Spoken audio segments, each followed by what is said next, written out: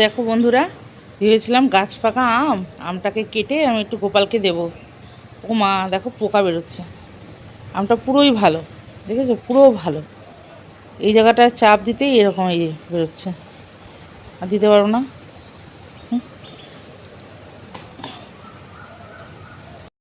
তো বন্ধুরা, আজ মিঠির জন্য একটা মেয়েকে জোগাড় করলাম পড়ানোর জন্য। আজ না, আজকে গেল পড়তে।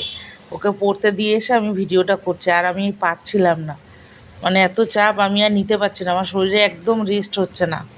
তো দেখো, চাল কুমড়ো গাছটা আমার পেয়ারা গাছে উঠে গেছে, আর ফুলগুলো তুলতে হবে, সেই জন্য এই ভিডিওটা করছি। কি সুন্দর ফুলগুলো সবে ফোটা শুরু করেছে, জবা ফুলগুলো কি ভালো লাগছে দেখতে।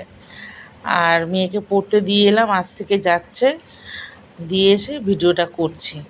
আর সকাল সকাল টিফিনটা বানাচ্ছি, সকালবেলা মায়ের খাবারটা পাঠাবো, মা বাবা দুজনেরই খাবার পাঠাবো।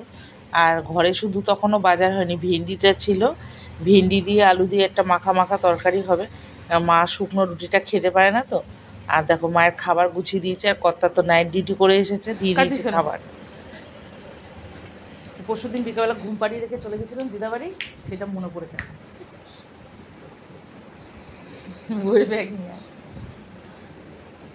একটু আদর খেতে হবে, খেতে হবে না, খা। আর মেয়ে তো স্কুল যাবে, ওর মনে পড়েছে আমি ওকে রেখে রেখে চলে যাই বিকেলবেলা।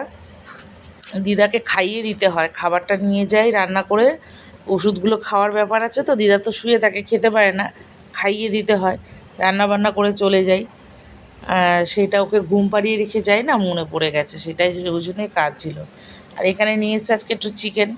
আর তোমরা তো দেখলেই, আমটা তো আমি দিতে পারলাম না ঠাকুরকে, একটু জল মিষ্টি দিলাম, দিয়ে এবার যাব রান্নায়।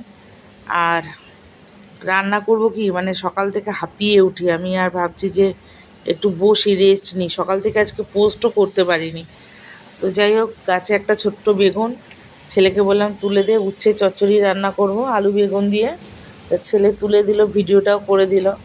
আর এখানে সবজি কাটা চলছে, একটু উচ্ছে আলু বেগুন দিয়ে তরকারি করব, একটু আলু কেটে নিয়েছি। মায়ের জন্য মাংসটা আলাদা করে নেবো, কারণ মা তো ঝাল খায় না, আর আমরা যদি ওরকম করি একটু অসুবিধা হচ্ছে খেতে, তাই জন্য মায়েরটা আলাদা করব, আমাদেরটা আলাদা করব। মানে রান্না বেশি কিছু নয়, আলাদা আলাদা করতে গেলেই সময়টা প্রচুর লেগে যাচ্ছে। আর আমি এই রোজ এই দৌড়োদৌড়ি করে আমার শরীর যে কী পরিমাণ খারাপ হচ্ছে কি বলবো। রাতে ঘুম হয় না টেনশনে, তারপর আমি ফেসবুকে সময় দিতে পারি না। আর ভিডিও করার কারণ হচ্ছে, একটুখানি আমি যদি মানে রিলস ফিলস কিছুই দিতে পারছি না, একটা করে যদি ভিডিও না দিই, ফেসবুকটা জানি না টিকবে কি না। তো অল্প করে মশলা কষিয়ে নিলাম, যা যা লাগে, তেজপাতা ফোড়ন দিয়ে, পেঁয়াজ কুচি, আদা বাটা, রসুন বাটা, অল্প একটু টমেটো, সব মশলা কষিয়ে নিয়ে আর কয়েক পিস মাংস দেবো, দিয়ে মাংসটাকে কষে নেব। কষে আবার প্রেশারে দিতে হবে, একটু সিটি দিতে হবে কয়েকটা, 3-4টে, কারণ শক্ত হলে আবার খেতে পারবে না। তো দেখো, অল্প তেলটাও অল্প দিয়েছি। আর লঙ্কার গুঁড়ো আমি দিইনি, লঙ্কা দিইনি, ওই ম্যারিনেট করে রাখার সময় অল্প যা লঙ্কা দেওয়া ছিল সেটাই, আর কোনো লঙ্কা দেওয়া নেই। তো এইভাবে রান্না করলাম, দেখো মাংসটা কষে গেছে, কালারটা কীরকম যেন লাগছে। তো যাই হোক, মাংসটা নিয়ে গেছিলাম, রান্না করে খাইয়ে দিলাম, বললো ভালো লেগেছে খেতে। যাই হোক, আর এইটা হচ্ছে আমাদের জন্য একটু রসিয়ে কষিয়ে লাল লাল ঝাল ঝাল তেল ঠেল দিয়ে একটু রান্না হচ্ছে।